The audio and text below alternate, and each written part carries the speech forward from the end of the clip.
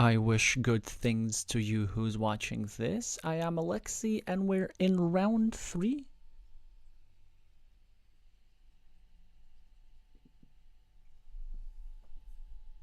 of the World Team Carcassonne Online Championship.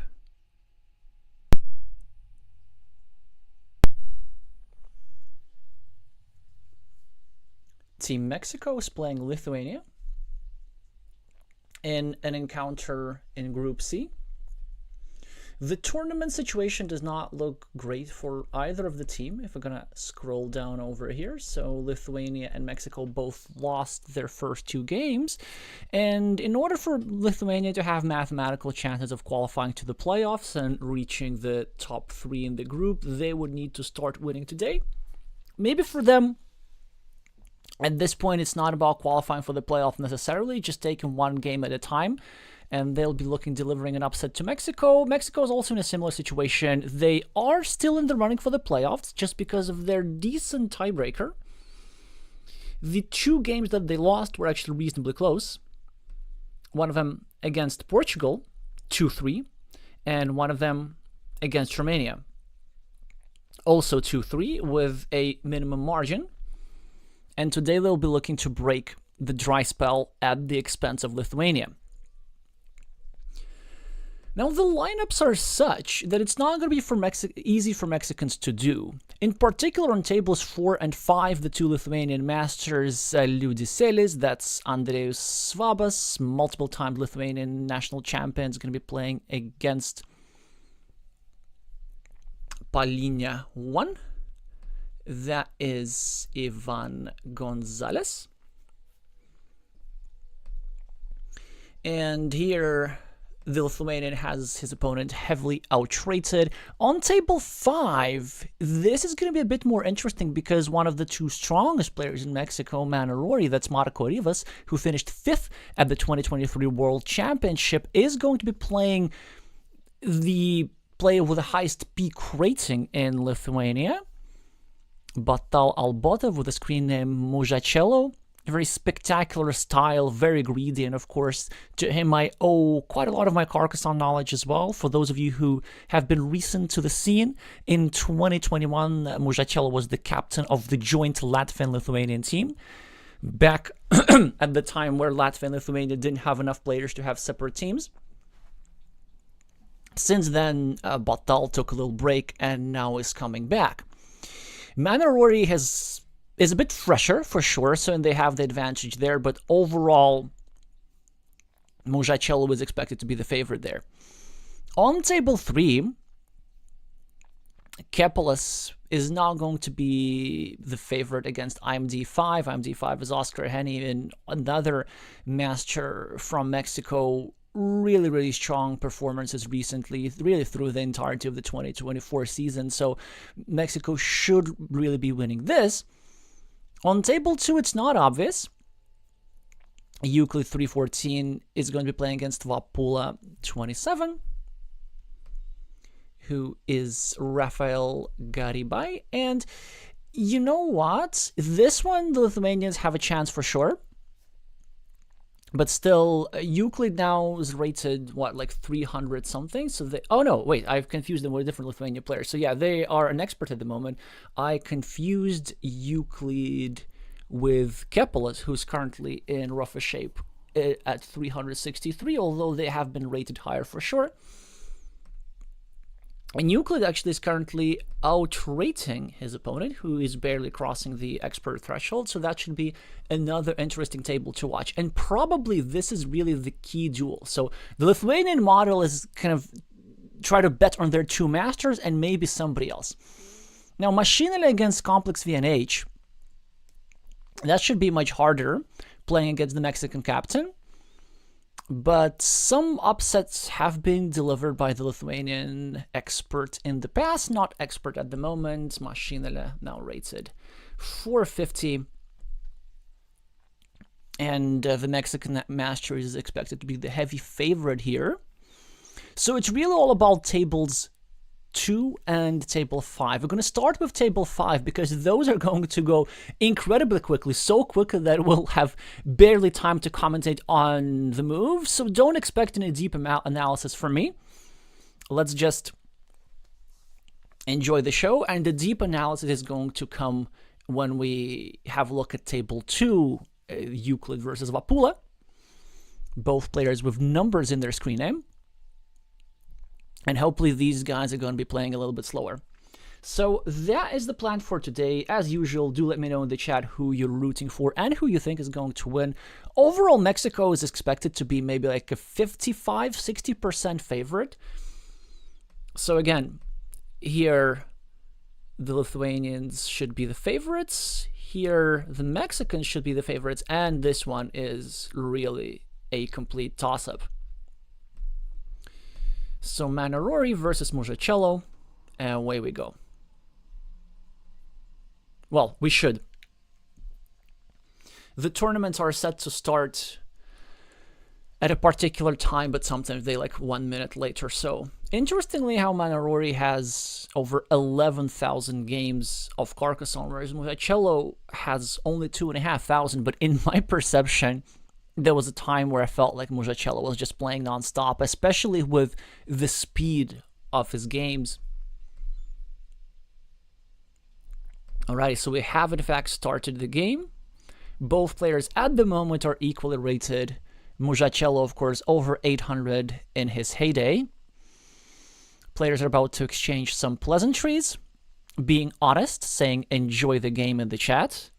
By any means, they're not wishing each other good luck. And Manarori, the starting player, places a yellow meeple on a city. Mujacello, oh, this is perfect. A stylistical decision, and I did not expect this from Mujacello. I thought that he would just go down and start a new city and control the space, but instead he goes for the response, trying to block Manarori's city. That makes sense a lot, but Mujacello is notoriously known for really not caring about being blocked and not caring about blocking either.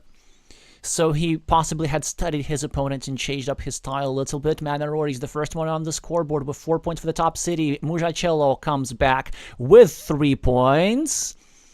Manarori starts a new city, obeying the principle of 2 cities. Mujacello surpasses him on the scoreboard and also severely restricts this here city. Oh, but look at this. What a fantastic tile for defense. And now life is going to be pretty hard for Mujacello because 1 tile away he's from covering up. But interesting move from Mujacello. He's now trying to block this here guy unsuccessfully. Now tries to attack the city on the right. Mujacello with a straight line. No, Manarori with a straight line. Now blocks red instead. Red still not connecting over here. Setting up the block with a Dorito here for the top meeple. Cannot connect on anything. Curvy tile for Manarori. He's setting up 1 more block. Mujacello now misprioritizes, I think. I'm not sure. Well, actually, no. This move does make a lot of sense. So instead of connecting, he chooses to block the square, banking on the fact that there's only 1 tile remaining to fit there. So you see 2 of these daggers have gone out. There's only 1 dagger remaining. Now this city of the right is under attack. In the meantime, Manarori escaped the fate of getting blocked at the top so easily, but Mujacello ends up getting blocked over here. Still very good position for Manarori. Mujacello now tries to pressure the city. Manarori now with a fantastic tile. Look at this. He defends the city, so there's still a 50-50 chance of drawing the last remaining dagger that fit into the square. And Mujacello now trying to drop a farmer. But this here city is so annoying because these 2 monasteries are getting controlled. Oh, wait. Okay, Mujacello now with the first clear mistake of the game. I honestly can't believe he made this move. This so much so that it might even be a misclick. When you go here, you always drop a farmer. And at least he drops a farmer now. So a disaster is being averted, but this position could have been way, way different if Manarori were to finish the city first. Anyway, so 9-point field for red, 2 monasteries for red. He now also pre-completes one of his monasteries. Manarori threatening to finish the city and drop a farmer. Mujacello is going to score 2 points somewhere, but maybe going here is also something that could have been done. Also needed to point out that the last remaining dagger has been drawn by red, so yellow cannot fit it here anymore. Yellow's not going to finish his city. Mujacello now taking 2 points, setting up an 8-point monastery. There's already an 8-point monastery spot on the board. It's an extremely volatile position, still anything can happen. Volatility here benefits Manarori, who's behind. Another scoring tile from Mujacello. Maybe going here, yes, setting up 2 3-point roads. Really just wants to create a scoring machine, perhaps. +9. Manarori takes away one of the roads.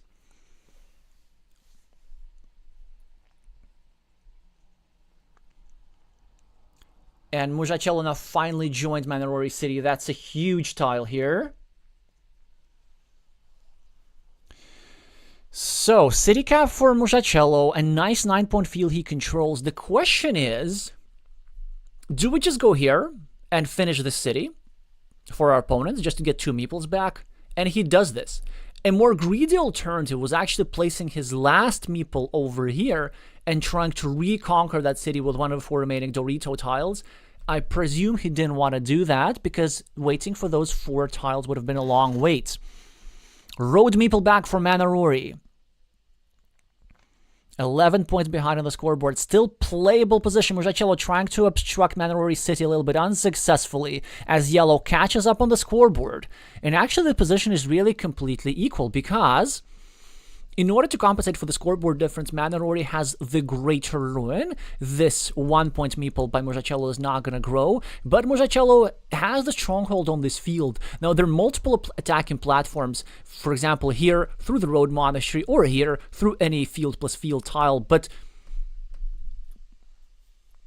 it's still not a given that it's going to happen. And Mujacello now drops a second farmer. That's an excellent move by the Lithuanian. This was also one of the reasons why he chose not to gamble with that last city meeple over here, because he already needed a Dorito here. And of course, this second farmer will nicely ensure the safety of this field. So, the Mexican player now needs to really pause. Oh, come on, what is... Yeah, sure. I mean, but this 6-point field doesn't do anything. I think it's a really weak move here for Manarori, sadly. Really, really weak move. So it's a 7-point move, essentially, but Manarori really needs a meeple to fight for the topmost field, because... Here's one of the reasons why you really should slow down here, because it's really unclear how exactly you're planning to win this position. So once everything is equal, and our opponent has taken care of a field with 2 meeples, we have 2 options. Either we throw the world at this field, or we ignore the field and try to just draw both monasteries and score. But regardless of which approach we take, we really need meeples here.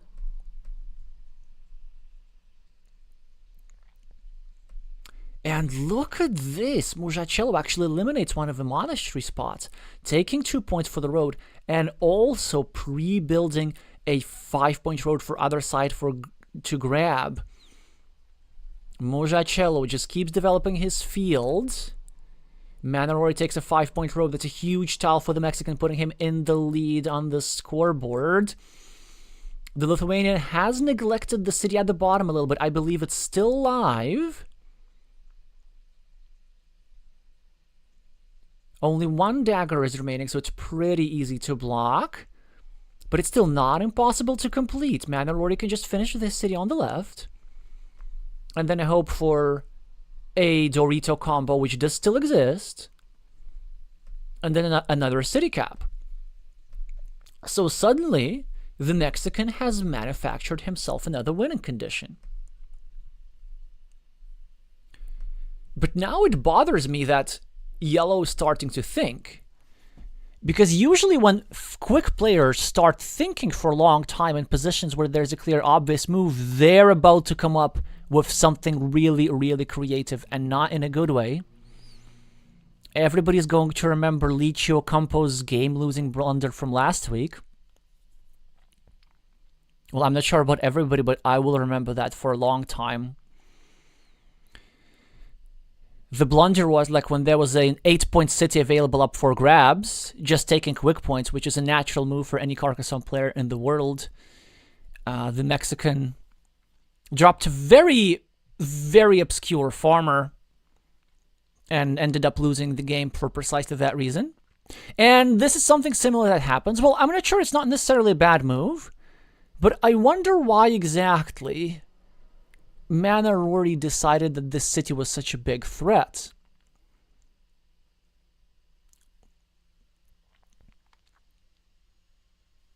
Yellow's trying to still build up the city at the bottom.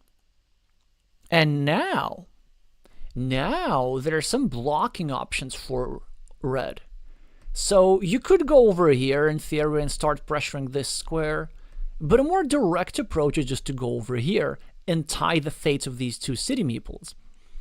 We're running short on Dorito tiles, and this move I cannot possibly understand. I cannot possibly understand. I guess I can understand it a little bit, like Mujacello wanted to finish a city in the shared field, but that also gives back an opportunity for Yellow to just go here, forget the idea about this city, and try to invade this. I don't know. All I do know is that Manor Rory gets the first evil hamster of the game. A monastery which fits very neatly in this square, and with a curve still available, he could go here and recover his meeple pretty easily. He also has one more road monastery. Yeah, he has to really take care of the spot. If not, then Mujacello is going to draw the other monastery and abuse him on there. Oh, interesting. So Mujacello meeples the city cap. I presume this means that there are a lot of city plus road tiles, and yes, in fact, there are. That was Mujacello's idea. So that's actually very savvy tile counting on his part. Really, really savvy tile counting.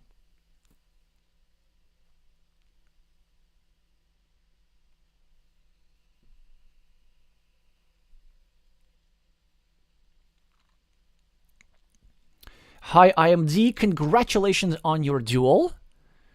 Of course, I'm saying that facetiously, as it appears that IMD's opponent didn't show up, being afraid of Oscar's high rating. Well, hope that everything is okay with Kepalas.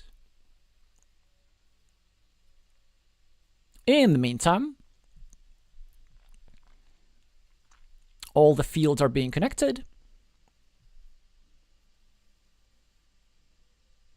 Oh, and Mujacello is setting himself up for another city, and he succeeds. Will you look at that? Will you look at that? That was actually a very precise endgame from the Lithuanian. So let's see what the score is. I think with a giant field, red should really have it, right? Manor Rory's city building project was close to completion, just not quite.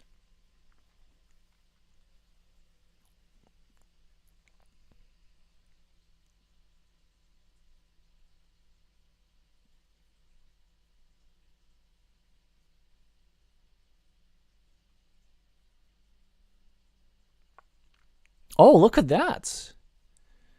Look at that.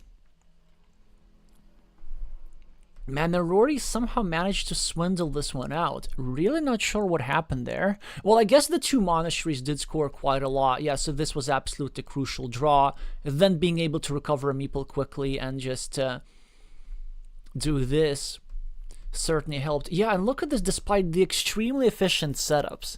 Like this city here for 7 points, this city here for 7 points, a 3-point road to go with it. None of that was enough. Okay.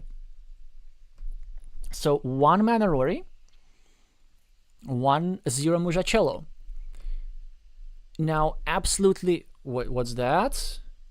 What is that? Okay, luckily Board Game Arena is not acting out too much. Manarori currently rated higher than Mujacello at the moment.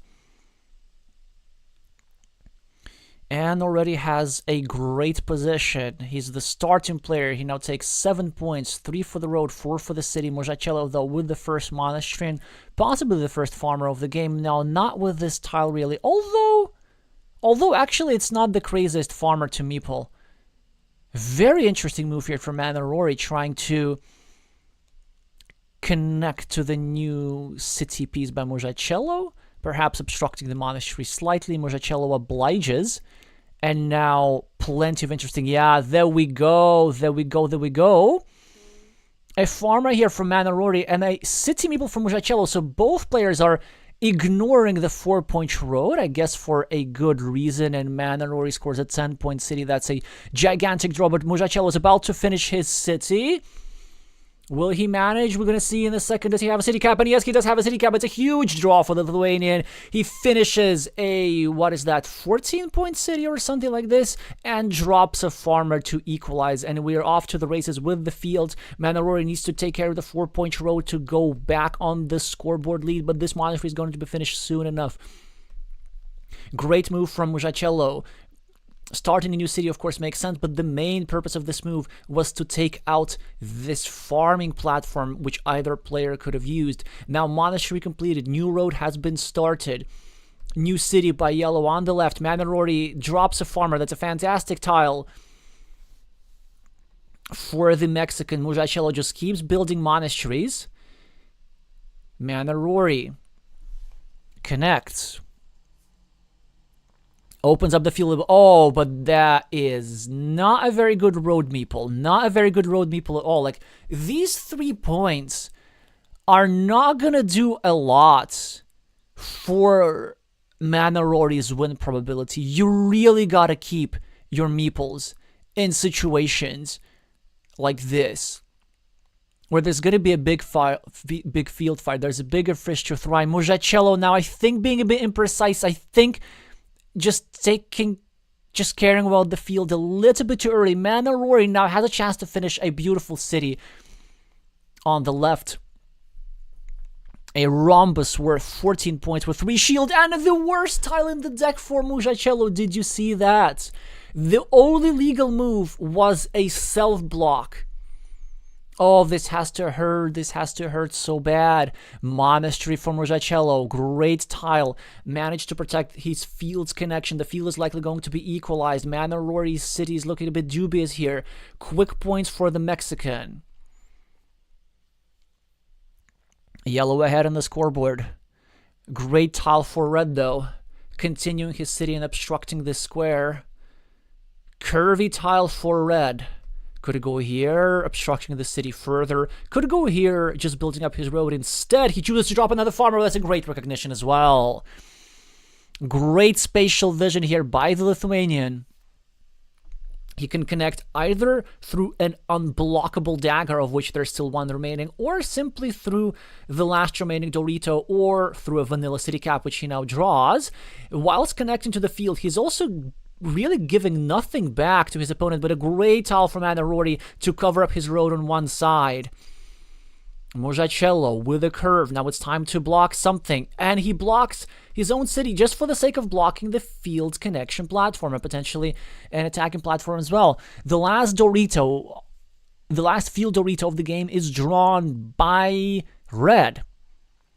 So now red is 1 Dorito away from finishing a 22-point monstrosity, and he does this. He does exactly that. He could even drop a farmer there just for kicks.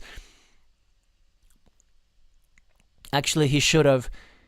And I believe that there's really no coming back for Manarori unless he can manage to win the big field. But the problem is that the big field is now starting to get restricted, and it's just not big enough.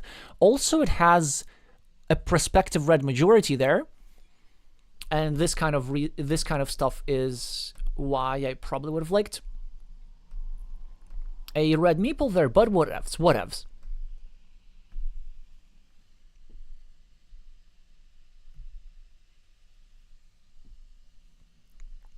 Players are exchanging quick points. That's a very valuable 7-point road for Manarori. Yeah, because his plan is he needs to catch up on the scoreboard.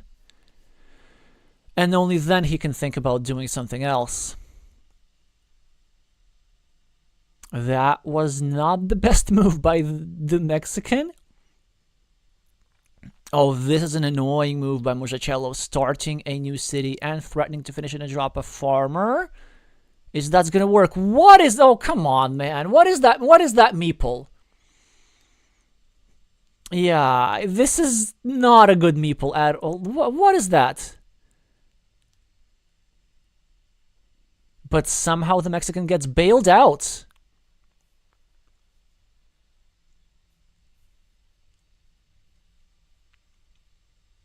Drops a farmer there, finishes the city.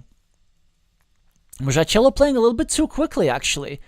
I wonder that he's not concerned about the field, because Manarori caught up on the scoreboard already. Now the field has 4 meeples on each side. Not yet, because Mujacello takes more care about wanting to get his meeple back from the monastery rather than anything else. 17 points ahead on the scoreboard, but the field is getting bigger. The field is 21. So Manarori would be in a slight lead if the game were to finish right now.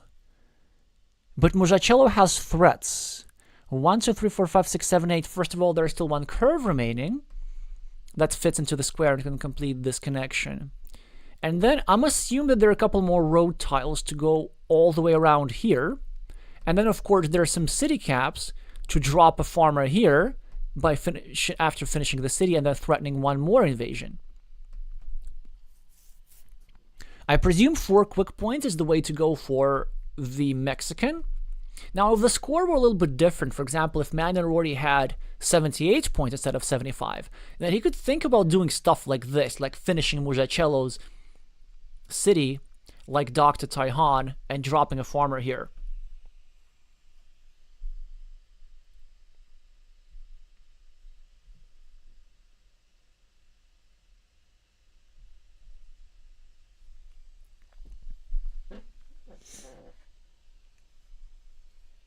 So now for the first time in this game, the Mexican's in the tank.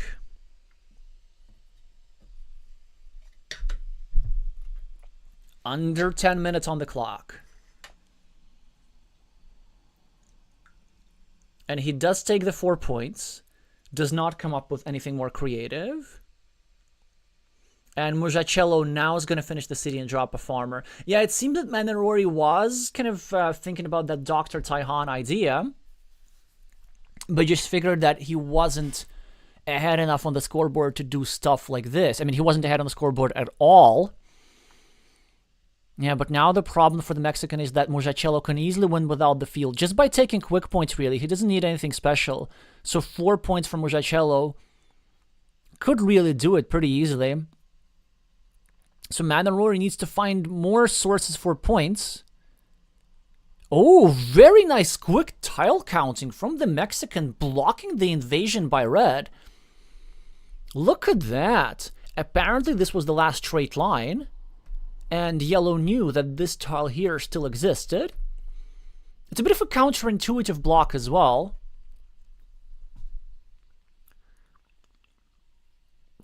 Because they're 8 straight lines, they typically run out not as fast. And look, Mujacello just scoring quick points. He really does not care about the field at all. The field was all a ruse, but I think Manarori... Yeah, he can't really take these 7 points, can he? It's a lot of points, though. Or even here. I mean, you could take 6 here. If there's a city tile, you can get 2 more, 1 for each monastery. And then the field is pretty big, but Mujacello has 1 more meeple, and of course this meeple is going to be placed over here. And I believe that there's still a curve available for this guy to connect. Yeah. That is rough. So actually we have a plan. So as Manarori, we just have to hope for the curve. There is no winning this game without a curve. And one thing that the curve is going to give for the Mexican is this. the expansion of the field that's going to bring this here city into possession of this yellow guy. Yeah, because one other thing about this road monastery here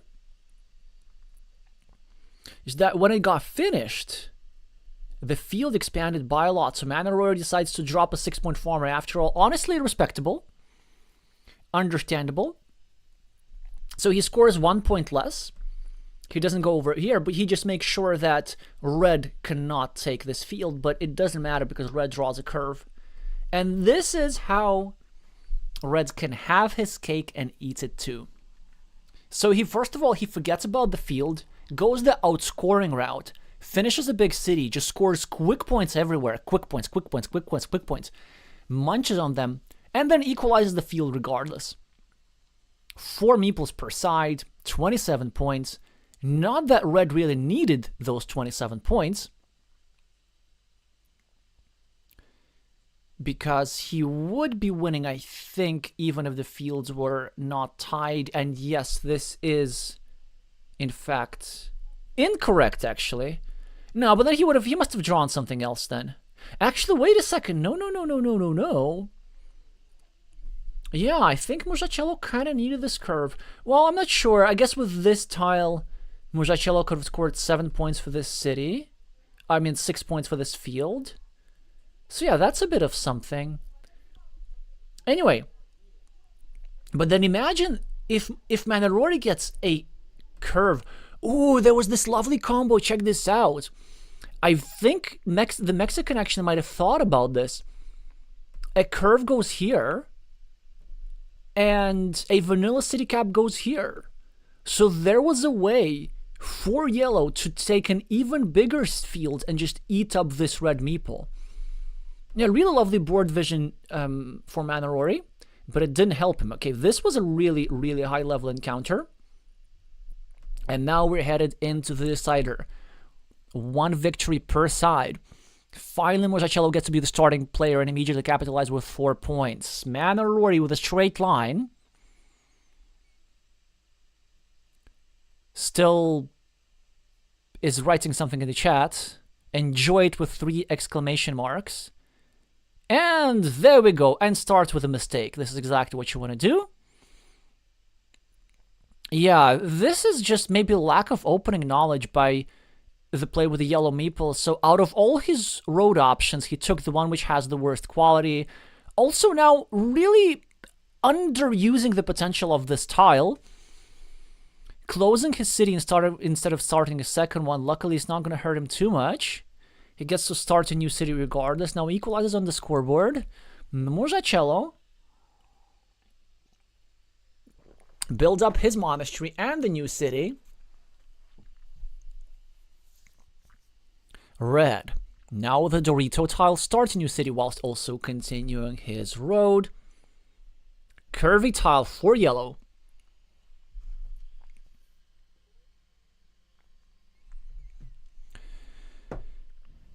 And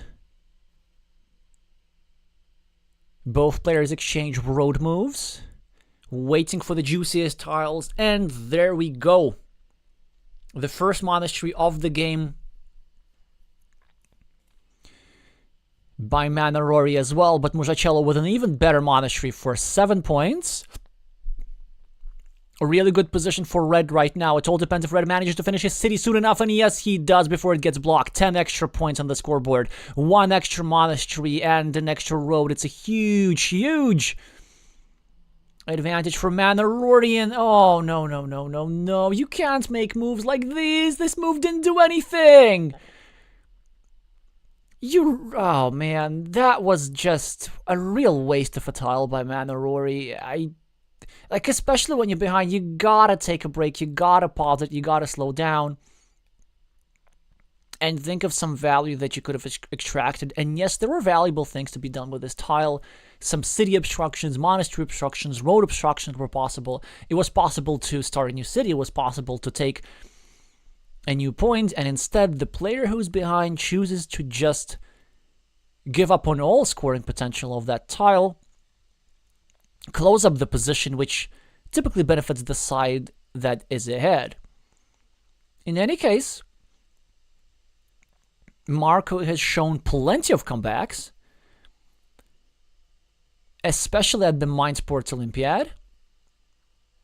Those were the most memorable ones, and what a great sequence here for Musachello, building up all the way around over here, and a nice city there, and yep, there we go. I think this should spell GG.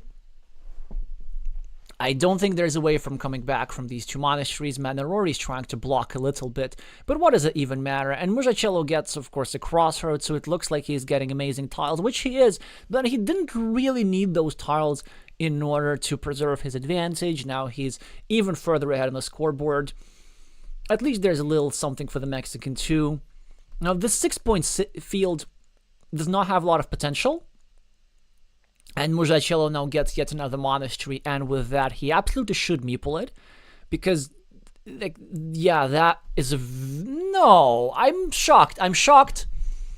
I cannot express my utter dismay clearly enough. I don't understand why Batal wouldn't just meeple a monastery with 3 meeples in hand. Obviously, we're talking about like a fraction of a percentage point, because at the moment it appears that the chances of Red winning the game are like in the 95th, around 95%, maybe even more. 96, 97, especially after this. But the reason why I would have really loved for him to meeple the monasteries, because monasteries are, you can't share monasteries, right? So these would be absolutely guaranteed points. Whereas anything else, cities, roads, fields, anything else that Musachello starts could theoretically be taken away.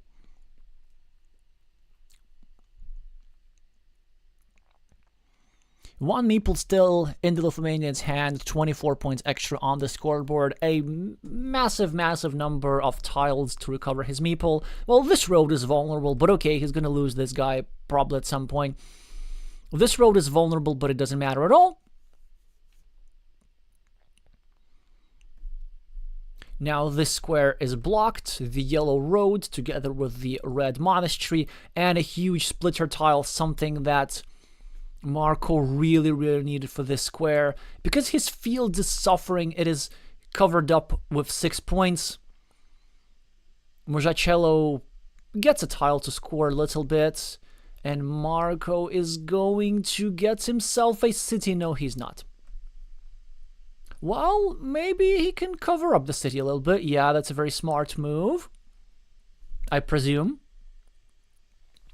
One thing that both players seem to be good at is counting tiles at a rapid pace. So it wasn't an obvious defense necessarily. You kind of had to check the number of daggers. And of course, fantastic sequence for the Mexican, keeping his chances still somewhat alive. This 12-point city is certainly quite useful.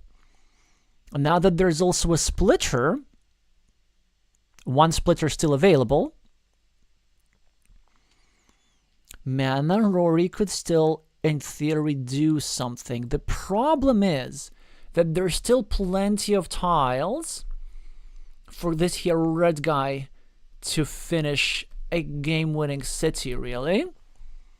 But let's see. So Musachello continues his road. Manarori, with a Dorito tile, continues his city at the top. He's not in a rush to finish the shared city. And finally, oh, that's a wow, bam! What a move. 14 points for the city and a 9-point farmer straight away. An 8-point city for Manarori, and the second splitter goes to Musachello, and with that splitter was really the only chance. So this was a chance for Manarori to go here, finish an 8-point city, and have a 6-point farmer here and a 9-point farmer here instead. We just see how this poor yellow guy gets unboxed with 6 points, and Musachello is even laughing at his opponents, saying, I'm going to finish one more city. And he probably gonna, like, what do you even do? Yeah, look at this, and Manarori decides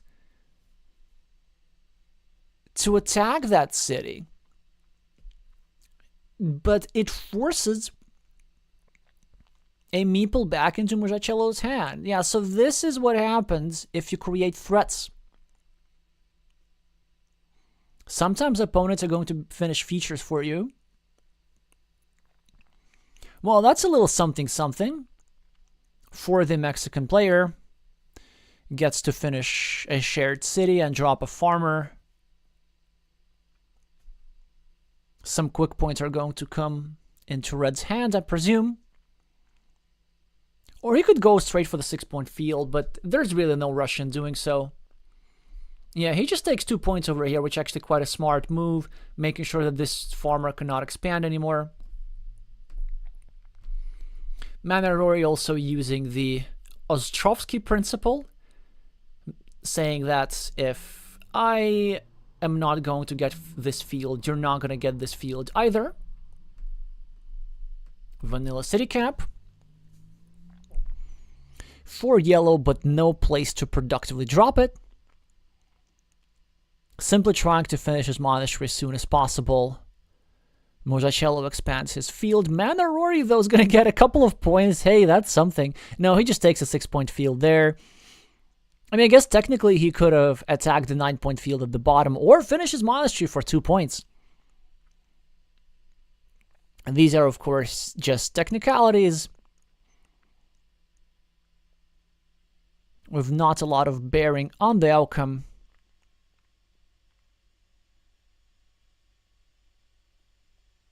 Well, at least yellow got a bit of extra value from his fields. 2 9-point fields from yellow at the end.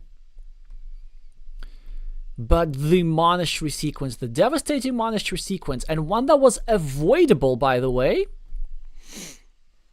is something that's going to give the Lithuanian a much, much needed win. So congratulations to all our Lithuanian fans. This duel was crucial for the match.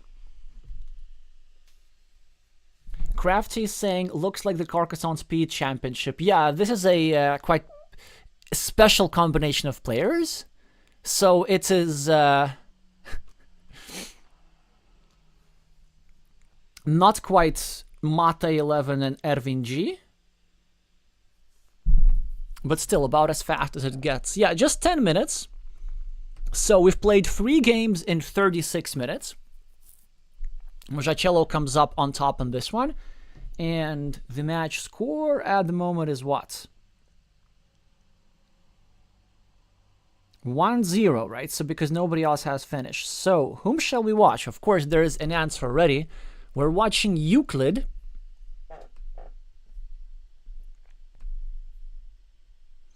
That is Tautvydas Rinkūnas,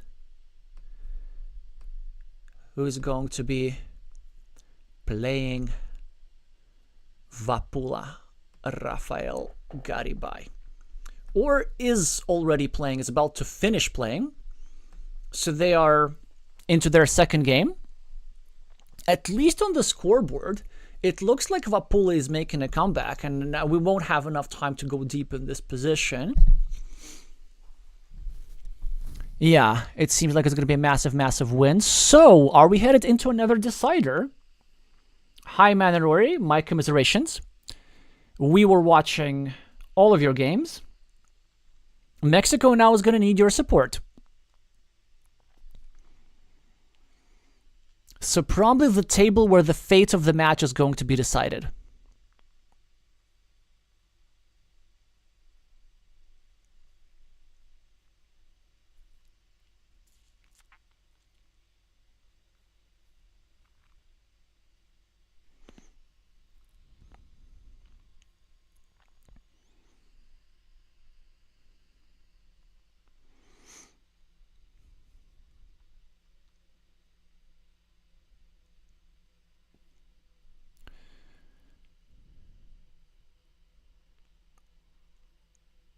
Nearly 30 points advantage for the Mexican player.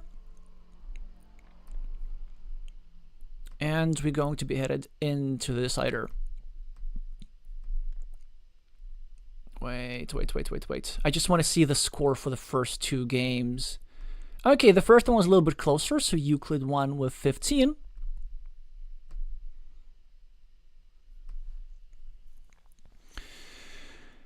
And Lithuania is the starting player here.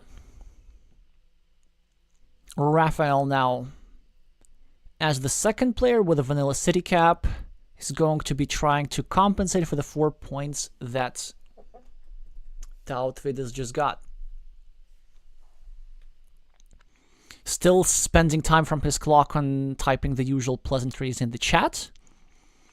I generally leave those for after the game, just because seconds have decided fate of some games, duels, and matches. So, a new city is being started by Vapula. Euclid is probably going to pick up that road. Yeah, comes up with his best response. 3 points, also pressuring the city of Vapula a little bit, decreasing this quality of this here square. Vapula starting not a new road, but leaving a new road back to his opponent, trying to equalize over here. Yeah, really an inflexible tiles, not many great options here, and Euclid does not take a new road, which is a mistake actually, because you really want to have this new road to harass your opponent here a little bit. Well, now actually, no, imagine this. So now it's all okay. Yeah, he goes for this here road. But imagine if he had placed this curve over here. And then, let's say Vapula would have done this. And now Euclid could have gone over here and already dropped the first farmer. Now both players are fighting for this road like it's some sort of interstate highway. But it's going to be worth like 8 points at most. And so many meeples have been invested already. This here square is unbelievably vulnerable. Will the quadruple crossroads have already gone out? Vapula now covers the road on one side while finally Euclid gets to kill off this here meeple. Well, not yet. At the very least, he gets to thwart the connection, but yellow still gets his meeple back.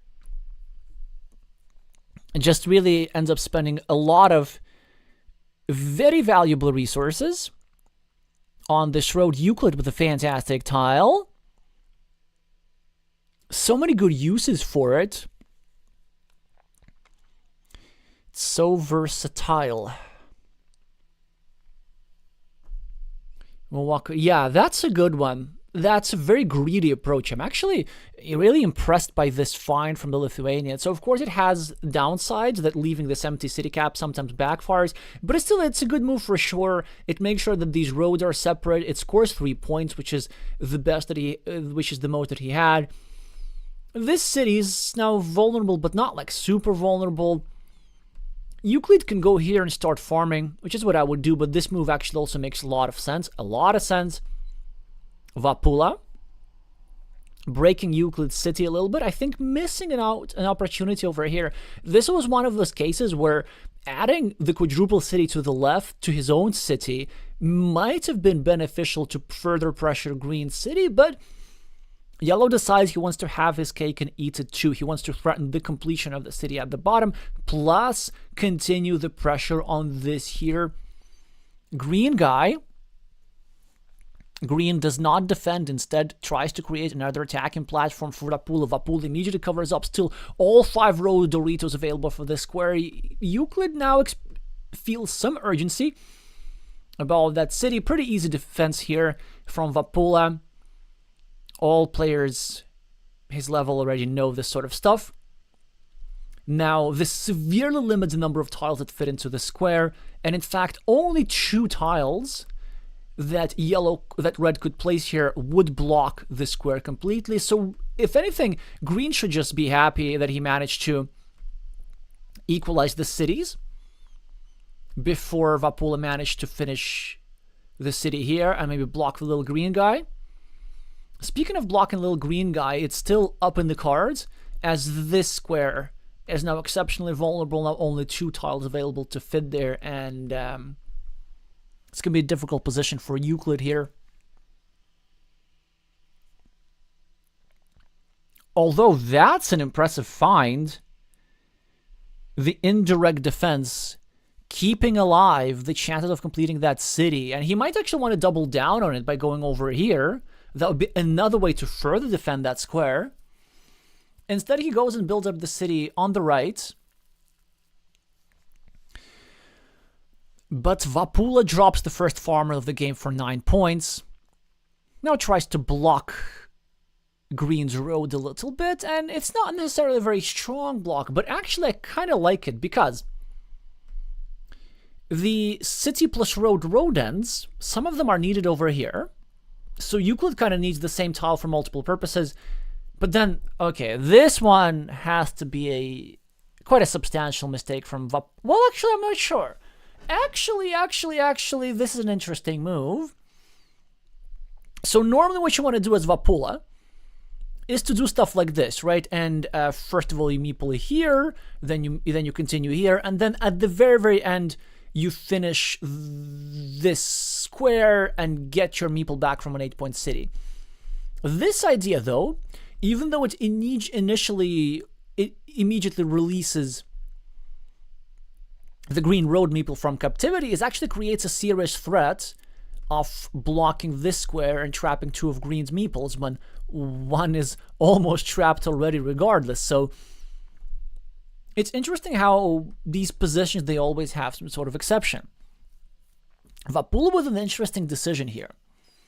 So he draws pretty much the most useful tile in the game. Now the question, what do you do with it?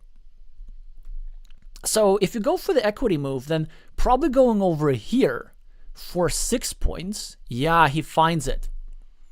That is a really strong monastery find. That's excellent spatial vision from Vapula. Look at it. He's pre-building a 3-point road. He's controlling this city. This monastery is super safe. It is vastly superior to the natural move, which was just going here for 7 points and then leaving one square slightly vulnerable. There was another alternative. Vapula could have blocked this meeple, actually, but I think that this city here is in a rough shape regardless. So going 4 points was a nice decision. Some more quick points for the Mexican. Yeah, Euclid's chances are slipping away here. So what does he got to do?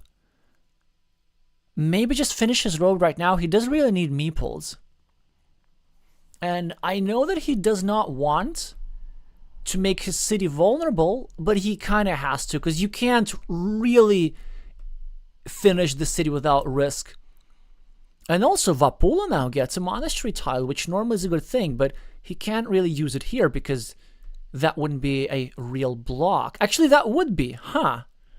Because we're running out of daggers that come to this square. In any case, the city probably still best left alone. Vapula has a pretty easy monastery expansion here, which you probably commit without using a meeple. And you do want to fill that square pretty soon. The reason I want to fill that square pretty soon is because Euclid has an easy field invasion platform, or at least had. Just going over here, dropping a farmer, connecting to the field like this. Yeah, you know what? From Red's perspective, this meeple here seems to be a little bit too adventurous to my tastes.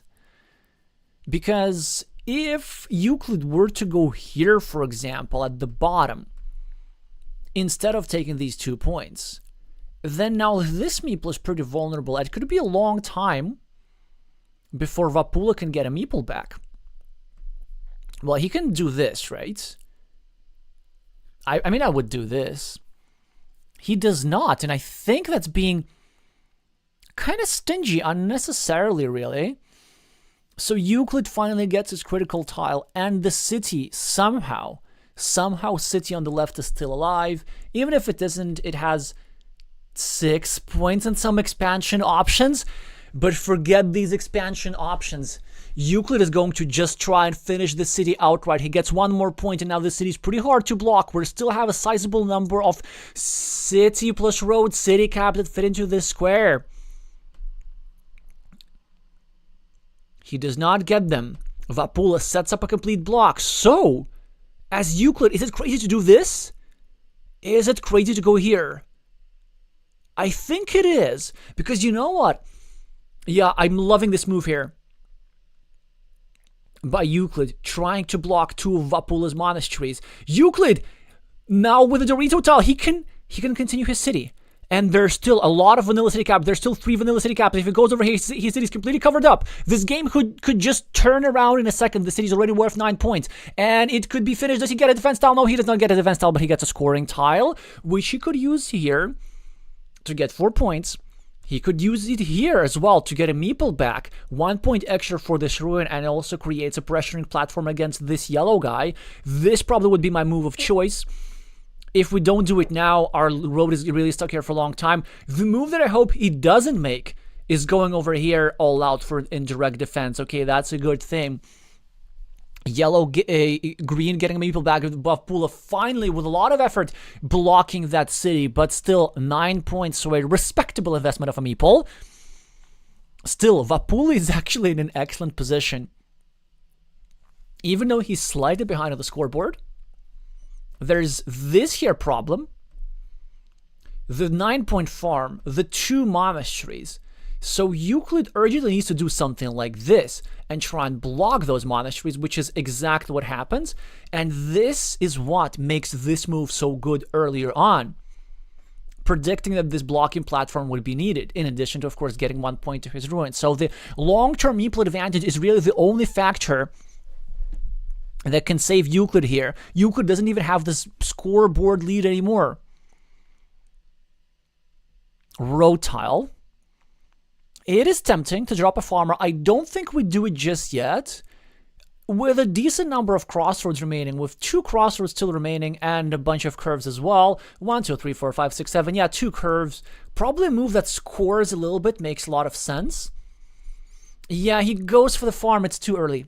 It's just too early, man. It's way, way too early. Well, I actually don't know about that. Maybe that's not too early. So the problem that I have with this farmer is that it scores less than the farmer of Vapula, at least for now, by 3 points. Well, I guess it can score a little bit more. Now that we've dropped the city cap here. Vapula is trying to block a little bit, but a huge tile here for Euclid. At 7-point move waiting to happen. And also another thing here is that we still have a horse tile that fit into this square. That could be absolutely huge. You know, expanding the field, equalizing the 2 cities, taking 3 points for the road, or a 6-point farm, depending on the stage of the game. So this tile could prove to be absolutely crucial. Straight line for Vapula.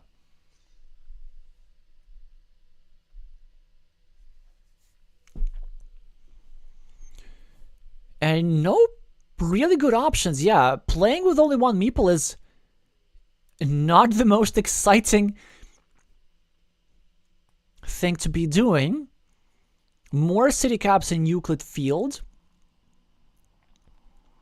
Vapula cleans off one of the city caps, but 1 more divider is going to go there. That's kind of fun construction to have. Look at that. Look at that. Look at that.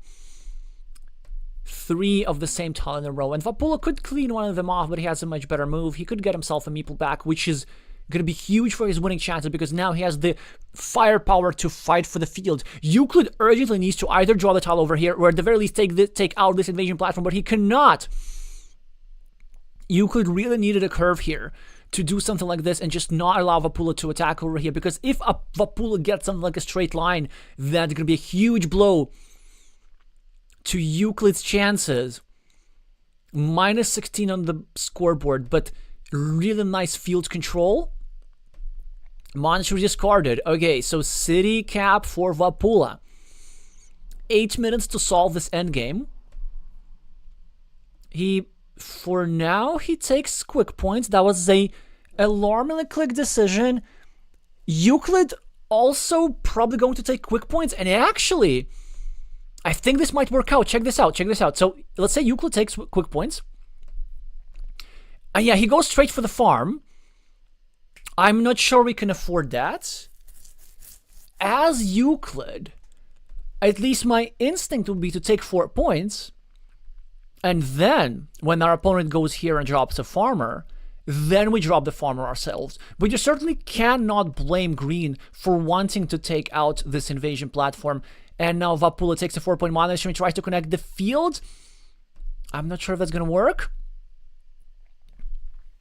So this is an important tile. What does Euclid do? Does he just get one city point, or is there something more important to be accomplished? 20 points behind on the scoreboard. He's going to have... Oh, that's a huge, huge draw. That's a 7-point move for Vapula. 8-point move, actually. He's going to go here.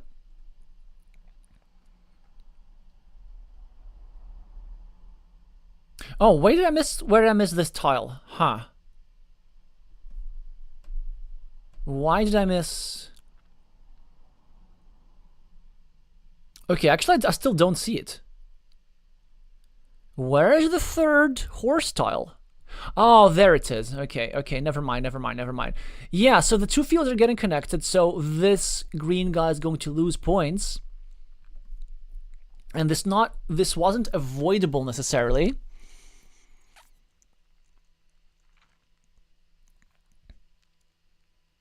So let's see what happens there.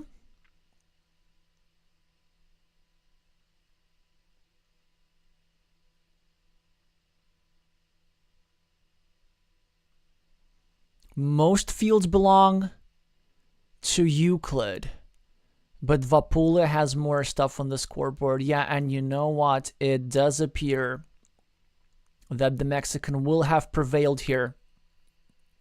Hi, Glavier. By a mere 5 points. That was a lovely idea to unify all the fields. This does a lot for Mexico's chances. It was very close indeed. So let's see, is there anything that Euclid could have done?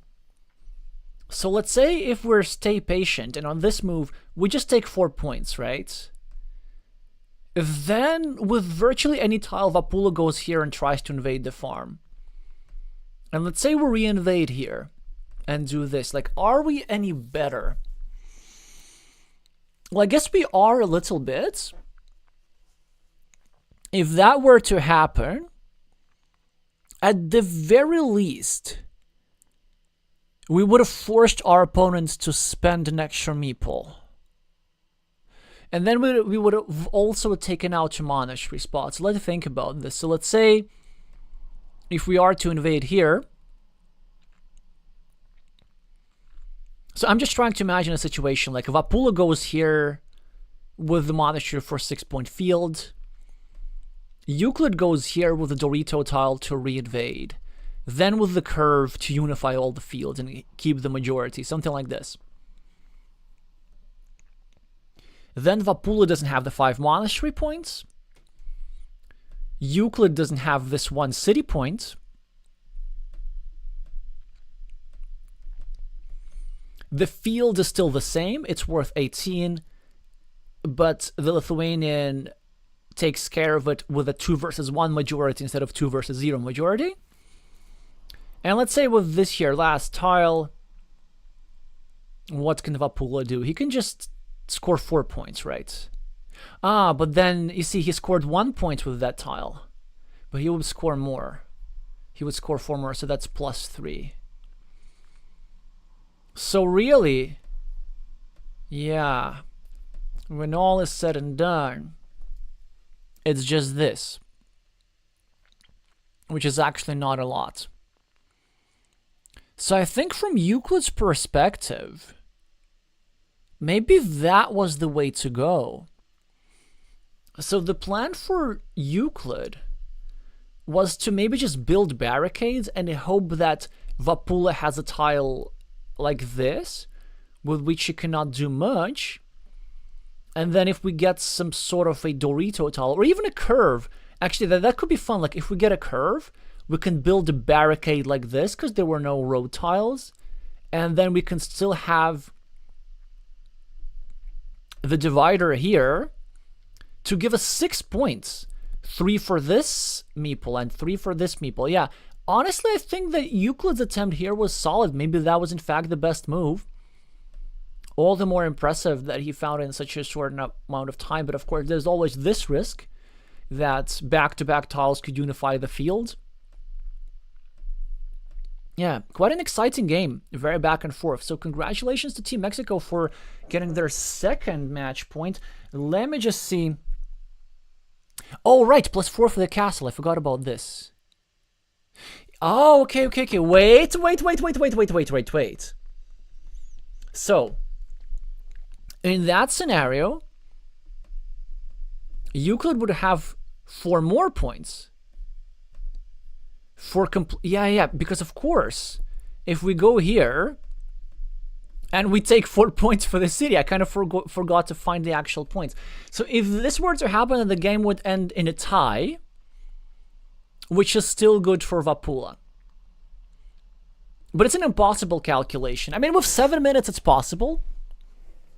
But with 5 tiles remaining, there's really a lot to permute. With 4 tiles, like endgames with 4 tiles are incomparably easier than endgames with 5 tiles. Well, just because 24 possibilities is something that you can exhaustively calculate, whereas 120 possibilities, which is what you have with 5 tiles remaining, is not something that you can calculate. Yeah, also Kyrillos confirming my math in the chat that the alternative move would have indeed resulted in a draw. But also, you know what? There are some disaster scenarios as well. Imagine we take 4 points here, and our opponent gets a monastery, which they did, and they go over here for the farm. And then we take something like the splitter, which is great because we have 4 points anymore. But we can't drop a farmer here, nor can we block. On the other hand, if our opponent invades here, then there are some other options how we can deal with it. For example, with the road Dorito, we can drop a farmer here and invade through this here curve, which wasn't here before, like this to the field. So maybe staying patient could have been actually the way to go. There's also another option, you know what? From Yellow's perspective here. Yellow, let's say if we take 4 points here, Yellow actually doesn't have to try to invade our field. Yellow can go here for 6 points. Or like Yellow can go for 6 points like this. And then try to outrun us slightly. So it's a very, very complicated position. And the decision that Euclid chose was certainly reasonable. Trying to just go straight for the farmer, keep the farmer separate, just did not work out in this particular instance. Anyway, how we're doing on the match scoreboard. Well, Mexico has won 2 games. Two duels rather. One of them by default, because IMD's opponent didn't show up, Kepler didn't show up. But 2 games are still going on. The decider is between Liudiselis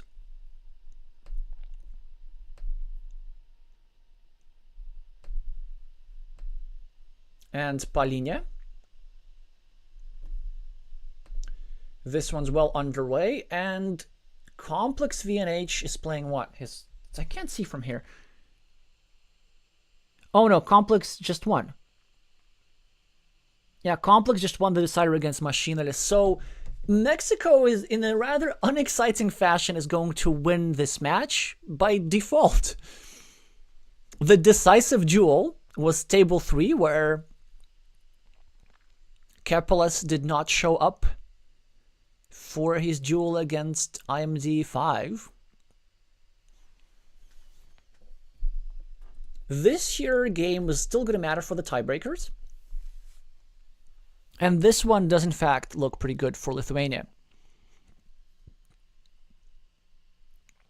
Liudiselis now covering up his city, hoping to get one of the 2 remaining starting tiles and to snatch a 6-point road along the way. So let's make sense of this position. Now 1 point ahead on the scoreboard is what we have for Liudiselis, 3 meeples apiece, but that is just a fantastic draw. It was inevitable to happen at some point, or close to inevitable. 10-point city, 6-point road, huge setup. Palinha now has a chance to do something, but I wonder if this level, like at this level, players just might not know how to do comebacks. So you need something big here as Palinia. And I see two options. And this is not one of them. It's an okay move. He's, going for a 9-point field cannot possibly be a mistake. But, yeah, maybe that's actually the best move. Maybe we need to take care of the field first and think about big things later. But there are some other options. For example, going here and trying to invade that road was not crazy at all. And the idea is we go here, we invade that road, and then we also create an evil hamster, and we try to draw this road monastery over here. And that would actually more than compensate the difference on the scoreboard. 8 points for the road, 9 points for the monastery. That's 17 right there. Another option was to go here and drop a farmer and then hope for a curve to take a 6-point road like this. But you really got to work with the geometry here. You really got to start doing some crazy, crazy things. 9-point field is not crazy, but it's still good. Hi, Elias. Congratulations on your win. We did not see a single moment of that. Sorry. Of course, your time to shine was last week's encounter with Guilherme Neves of Portugal. Ludicelis just keeps getting points from his 9-point ruin. Palinia with a really useless tile. I'm not even sure what we can do. Okay, we can do something. Not that. I mean, this is fine. But maybe... Oh, some more quick points for the Lithuanian. Very nice setup here. 4 points for the road, 1 point for the city. Okay. The idea that I was telling you would have sort of kind of worked, but doesn't matter. I'm thinking from Palinia's perspective, maybe it's not crazy to still go here, drop a farmer, then hope for a splitter? Ooh! You know what? Yeah, maybe with this here tile, I would have loved to go here for a 6-point field, and then hope for a splitter so that I can go for another field. Because this is also one way to artificially manufacture a points advantage. You just build several fields close nearby so that you can score for the same city multiple times. Now, probably the best that Palinia can do is simply finishing the city at the top, getting Maple back in his hand.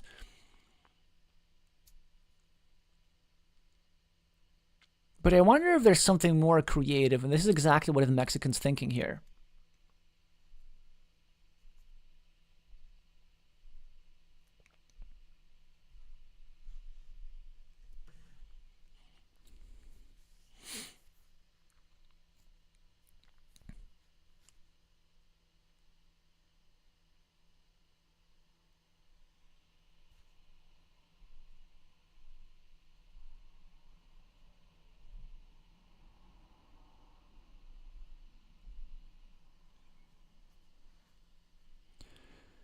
The Lithuanian has gone very deep into the tank.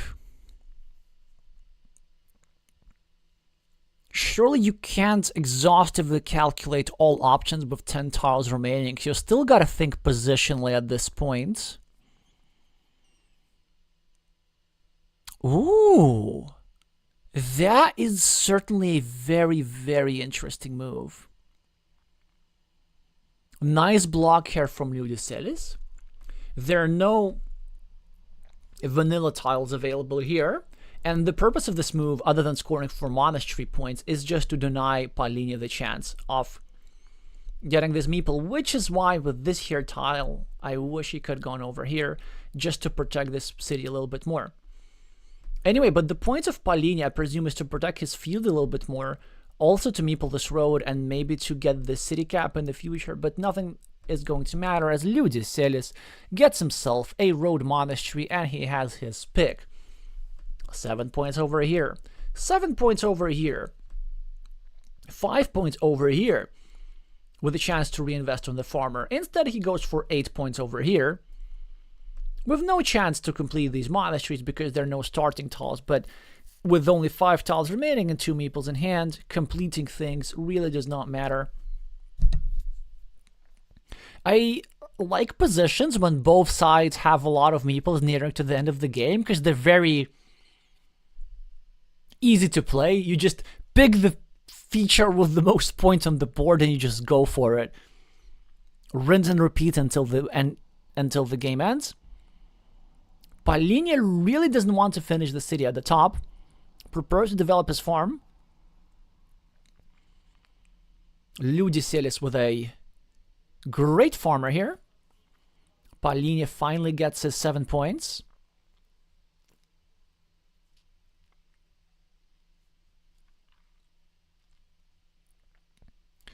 Curvy tile for Andreas. Plenty of options. Probably trying to invade that field is not the worst one. It is the last penultimate move of the match, so might be fun to spend all the time to try and calculate this endgame precisely. So typically, if you're ahead, you should really only attempt invading this field if you can manufacture a 100% chance of invading. So if we do something like this, at least intuitively, it seems that we can use road tiles here and city tiles here. With the actual runout, I'm not sure if that's the case. In fact, we're running very short on city plus field tiles, or field plus field tiles for that matter. 1, 2, 3, 4, 5, 6. Oh, wait. 1, 2, 3, 4, 5, 6, 7, 8. There's only one curve remaining. I just made the mistake that many competitive players do. So I counted the tiles, but I forgot to count the one tile which we're currently holding in hand.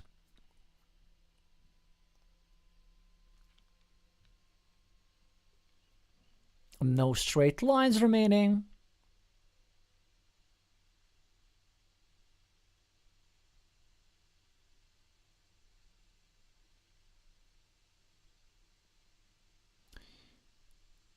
Well, Palinia does get a city cap. And probably the move is to go here, I'd guess. Yeah, these are 4 points. Well, this may have been slightly more precise actually there. To finish the city here and also create another 6-point field. Because Liudiselis does get himself a straight line. Yeah, that's what I was thinking about. The crossroads here. So a slight imprecision from Palinia, not that it really mattered a lot. 4 points will be available. Oh no, 6 points will be available. What am I talking about? 6 points, there we go. But still, this move was like 2 points better.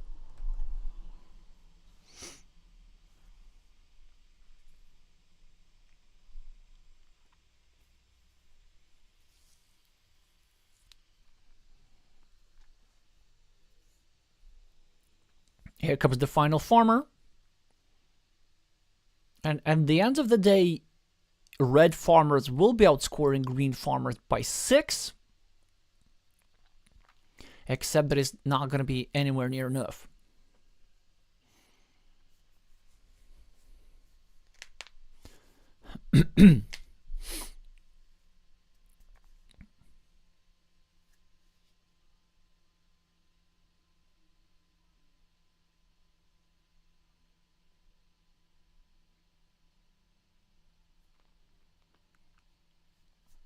Players exchange pleasantries in Spanish. I hope that Liudiselis responds in Lithuanian.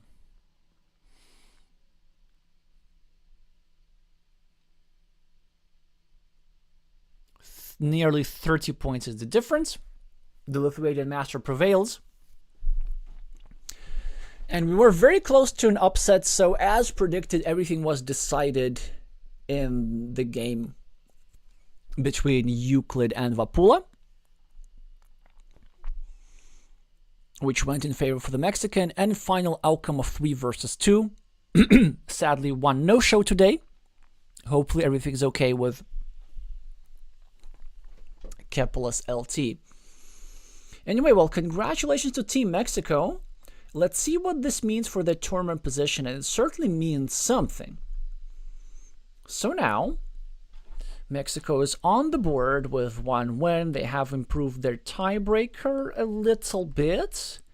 And in fact, they are now ahead of Portugal.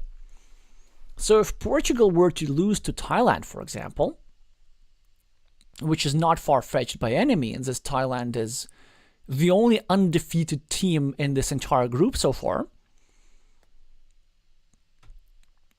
If that were to happen, then Mexico would jump right over here. And then if Mexico wins against Thailand, they can actually legitimately qualify. It's still an uphill battle, of course, and pretty much involves winning against everybody else at that point. Well, everybody else being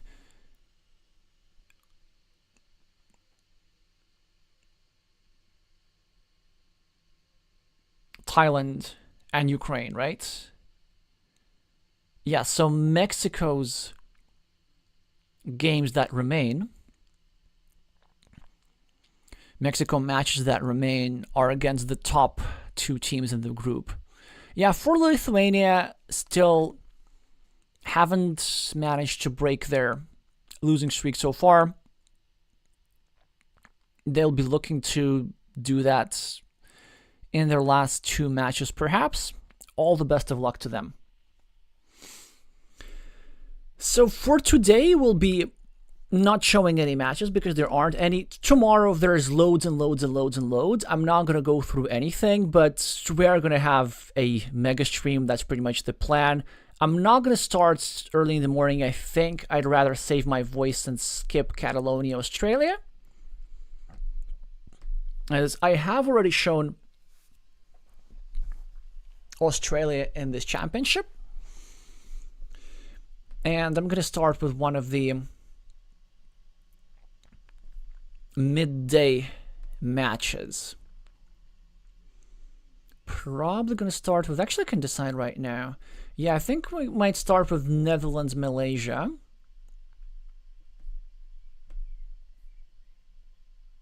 Spain, Vietnam should be pretty interesting, as Vietnam did unexpectedly beat Argentina, and in the current state, I would say that Argentina is a bit stronger than Spain. So the former semi-finalists are not necessarily going to be the favorites here. And then there's a bunch of other stuff. A lot of other stuff.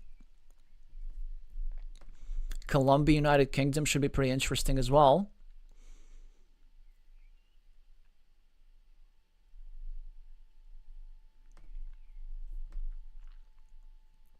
Anyway, but we'll be finishing with what? Yeah, France versus Brazil, relatively late in the evening.